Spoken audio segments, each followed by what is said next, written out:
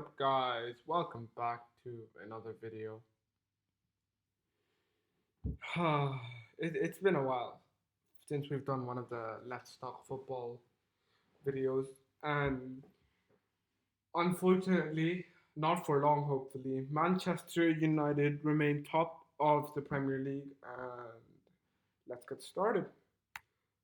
So, in last night's action, Manchester United played out a relatively not boring game, but not the most enthralling games either, considering everybody predicted like a high scoring game.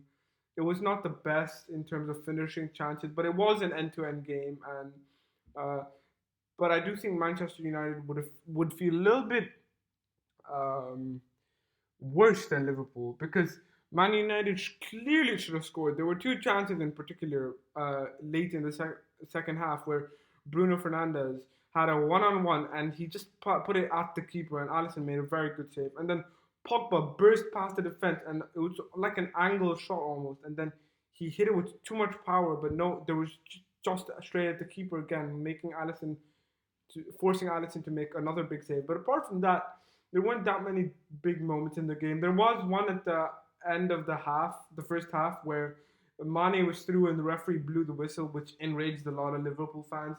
To that, I'll say just grow up. This happens in a lot of scenarios in football, but just because it's happened now, people are making a big deal out of it.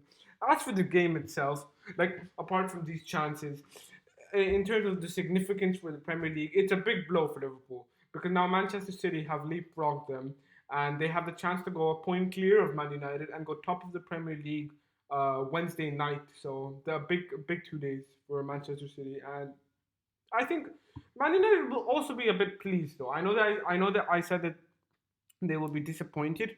However, I do think that a draw is not the worst result, and it's starting to show a little bit of Man United's maturity.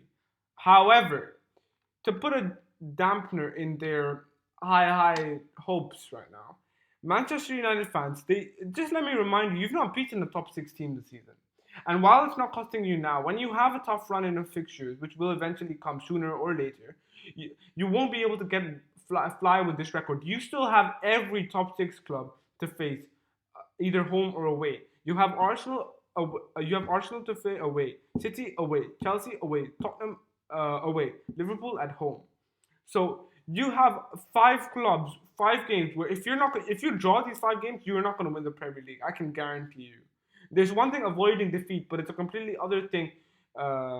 Not winning those games when they matter in a title race. Avoiding defeat in a top four race is fine, but now that you're in a title race, at least that's what you guys want to think, then you have to win those type of big games. And even against Leicester, you drew to a good Leicester side as well, but a Leicester side that was struggling for home form and a Man United side that were having the best away form in their life. So yeah, that's all for Man United. As for the rest of the Premier League, there was another Man United game which took place midweek last week, along with a Man City game that also took place midweek last week, and that the Man United game ended 1-0 to Man United, which eventually sent them up. Pogba scored a lovely goal, beating a resolute Burnley side. The Man City game was a 1-0 win versus Brighton, with Phil Foden scoring a lovely finish against Brighton and Hove Albion.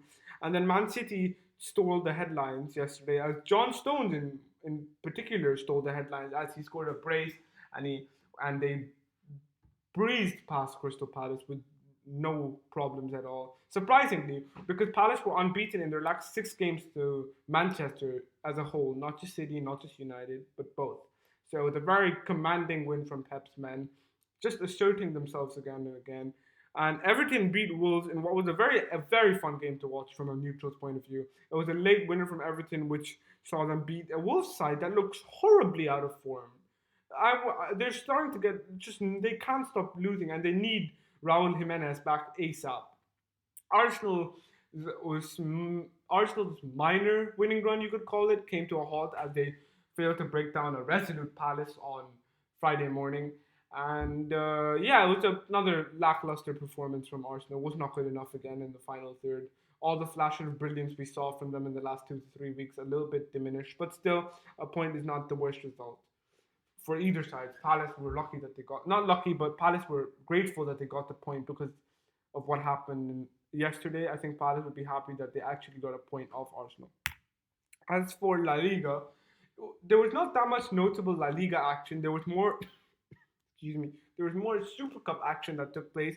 There were there was a game where Barcelona beat Real Sociedad on penalties to progress to the finals of the Super Cup, giving Ronald Koeman's men a chance to win their first trophy. And Athletic Bilbao beat Real Madrid in quite deserving fashion. And then they have now officially beaten Football Club Barcelona in the final, denying Ronald Koeman his first chance to win a trophy. And I want to talk a little bit about the Bilbao game from last night. I have a couple of players that I think they really need to reconsider if they want to be a professional football. Actually, no. I just have one player in particular, maybe two, I'd say. Jordi Alba, my God, I I love the guy going forward. He's one of the best left backs going forward, attacking. He's a dangerous threat. His link up with Messi is sublime. But the fact is, defensively, that guy is not better than Alberto Moreno, and that is shocking. He's not a competent defender. In the season where Liverpool put four past Barca and they did the historic comeback, that later on that year, people tend to forget a month later when they played the Copa del Rey final against Atletico Bilbao's manager is Valencia side. So basically, Marcelino, who is Athletic Bilbao's manager, he was the manager of Valencia who beat Barca in the Copa del Rey under uh, Alba effectively gift wrapped the game to Valencia, and he's done it again. He is the. Why did he duck? Why did he duck? He ducked before the corner. What type of incompetence is this? I honestly, I've never been more furious at an Alba a lack of defensive brain in so long. The guy, does he lose brain cells or something? Is he stupid? The G decided, oh, he ducked before the crossing. What type of special defending is that? And Clement Longley, don't get me started on Clement Longley. He's not a world-class defender. He's not even a good defender. I could be a better defender than him. A half-broken Samuel Umtiti is a better defender than him. And every time you think that Barcelona turn a corner, they end up going and doing something like this. We thought, oh, they've won 5 in a row against tough teams that we would think that they can't beat. Maybe they've turned a corner. Nope. And just to top it off, Messi is now possibly facing a 4-game ban and up to a 12-game ban, which could see him miss almost the 12 most important games for Barca are the next 12 games, effectively, in all competitions. Which means that if he is going to get the 12-game ban, that means he could miss the Champions League ties against PSG, which means Barcelona are out. They were already out before, but without Messi, there's no chance Barca stand a chance against Paris Saint-Germain. And it's disgusting defending from. You can't even blame Ronald Koeman because it's not his fault. Honestly, I've seen people blame Ronald Koeman. It's not Koeman's fault. I know he's not been the best coach, but he has started to get things right. And the lineup was perfect today. The fact that he was willing to play that he was willing to play Pedri, he was not willing to. He was playing a good lineup today. I respect that lineup. But again, we have incompetent retards like Jordi Alba who have cost Barcelona time and time again. Wasn't for Alba in the Liverpool game, they would have gone through. Alba let the ball through for the first goal. You don't let the first goal through. Liverpool are 0-0, which means they're 3-0 down at halftime. You really think the game would have panned out the same way? No chance. Against Valencia, cost Valverde another trophy. Against Bilbao, he's done the exact same thing, and it's just pathetic. And if I continue ranting, I'll be here forever. Now, as for the Bundesliga, which is a bloody fun week for the Bundesliga, so we'll start off with Dortmund, who had a high start to the week but ended it on a minor low. They thumped Leipzig, and Erling Haaland is a talent. That kid is special. That kid, he's dribbling, close control. He's a perfect striker, and he breathes. He single-handedly put Leipzig to the sword. Then they did drop points a couple of days ago to Mainz, which is a little bit disappointing. Marco Reus missing the penalty. Not sure why Haaland is not taking it. As for Bayern Munich, they got beaten by Bunchen Gladbach 3-2, 2-0 up, and Gladbach deservedly beaten 3-2. But they did scrape past.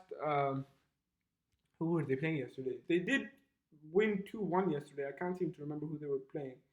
One sec, let me just have a quick look. Yeah, they beat Freiburg. So they beat Freiburg 2-1 with goals from Robert Lewandowski, and a late Muller winner sees them through. But a little bit worrying from Bayern, especially because they got knocked out in the DFB Pokal by Holstein Kiel. I don't know what the fuck that is, but yeah. Right, that was a quick Let's Talk Football. Just wanted to get one of these out. Thank you guys for watching. I hope you enjoyed. I will catch you guys probably on Wednesday or Thursday morning because after the Manchester City game. Goodbye.